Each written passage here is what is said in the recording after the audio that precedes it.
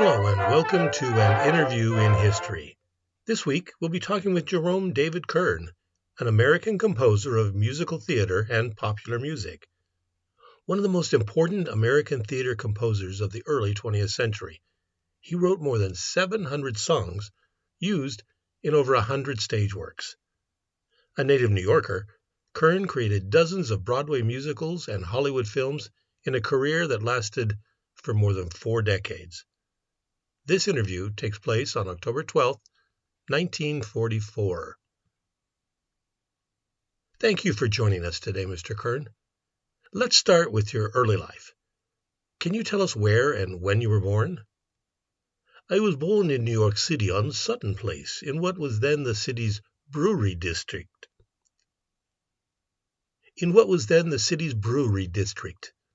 My parents were Henry Kern, a Jewish-German immigrant, and Fanny Kekels Kern, who was an American Jew of Bohemian parentage.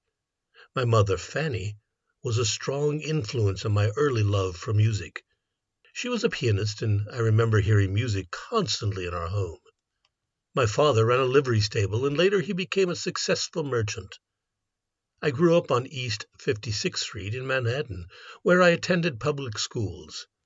I showed an early aptitude for music and was taught to play the piano and organ by my mother, who was a professional player and teacher. Did you have any siblings growing up? Yes, I had an older sister, Sophie. She didn't pursue music as I did, but she was a wonderful support to me throughout my childhood. We were a small but close-knit family. My mother, in particular, pushed me towards music. What role, then, did your mother play in shaping your love of music? Oh, she played a huge role. My father wasn't as keen on musical pursuits. He wanted me to work in the family business, but my mother enrolled me in piano lessons when I was very young, and she always encouraged me to follow my passion. I am forever grateful to her for that. Didn't you write some music for shows while still in high school? Yes.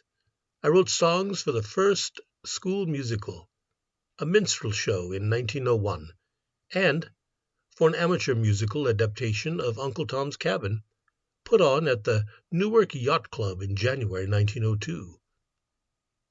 Who did you study under? Well, I became a student at the New York College of Music, studying the piano under Alexander Lambert and Paolo Gallico, and harmony under Dr. Austin Pierce.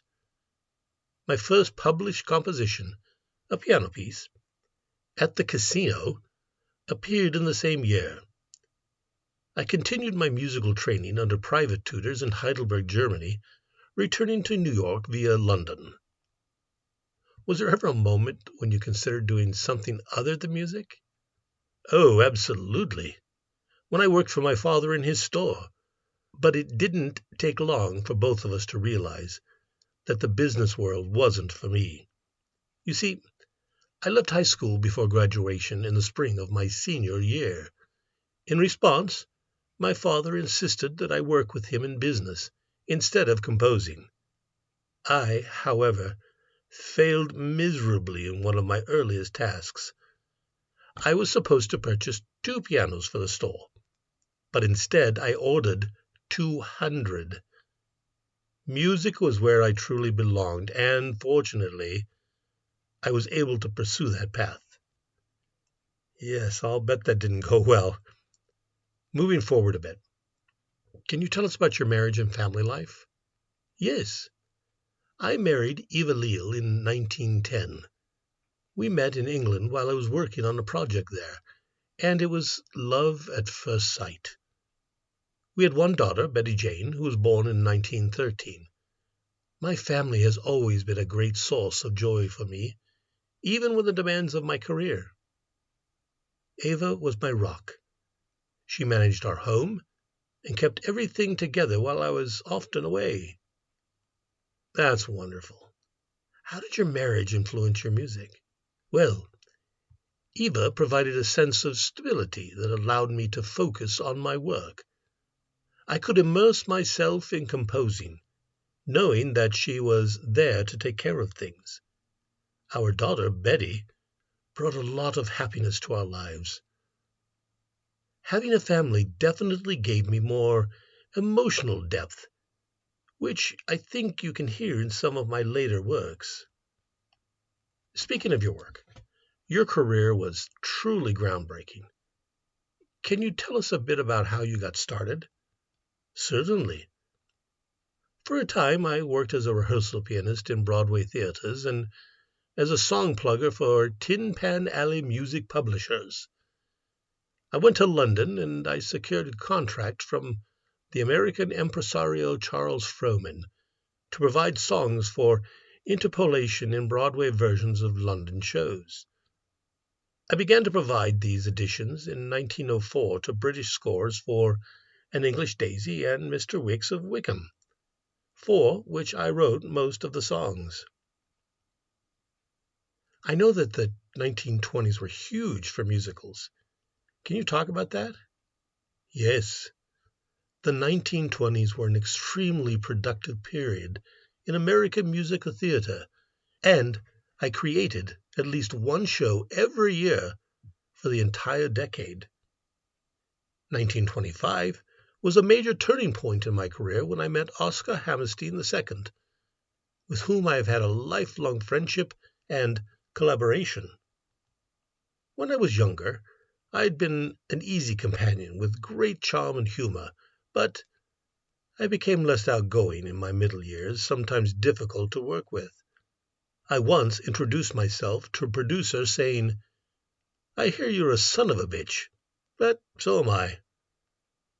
I rarely collaborated with any one lyricist for long, except with Hammerstein.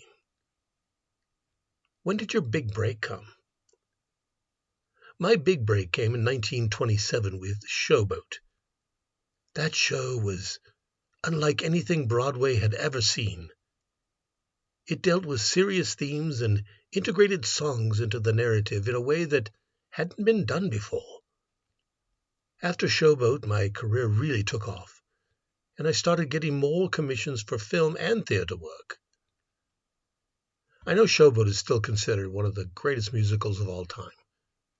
What was it like working on such a groundbreaking project? It was exhilarating. I was working with Oscar Hammerstein II, who is a brilliant lyricist. We wanted to create something that would not only entertain, but also move people. We addressed issues like racism and relationships in a way that hadn't been done on the stage before. It was risky, but the audience embraced it. The success of Showboat really solidified my place in the musical theater world. You also had a successful career in Hollywood, writing for films. What was that experience like? Yes, in 1935, when musical films had become popular once again, thanks to Busby Berkeley, I composed the scores to a dozen films, although I also continued working on Broadway productions. I settled permanently in Hollywood in 1937 after suffering a heart attack.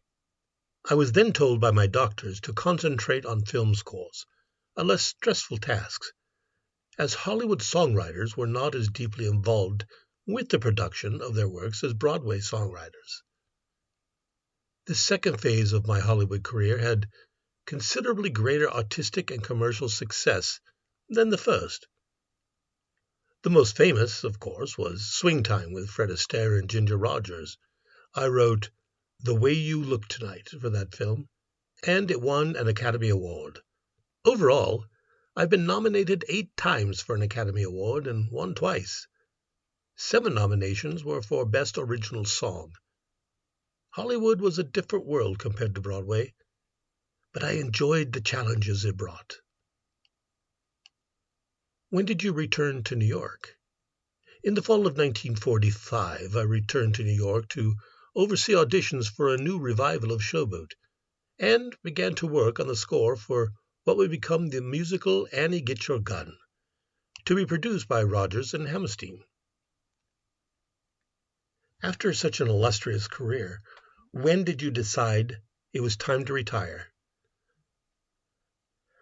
I wouldn't say I ever made a formal decision to retire. I kept working well into the 1940s, but my health has started to decline. I had that heart attack back in 1939, and after that I slowed down a bit. I continued to compose, but at a more relaxed pace. My last major project was for the film Centennial Summer. How then have you spent your retirement years? I've spent them quietly, enjoying time with my family. I still played the piano and composed little things here and there, but nothing major. It's been nice to reflect on everything I've achieved and see how much music has evolved since I started. Looking back on your career, your incredible career, what are you most proud of? I think Showboat is my proudest achievement. It changed the course of musical theater, and I believe it still resonates with audiences today.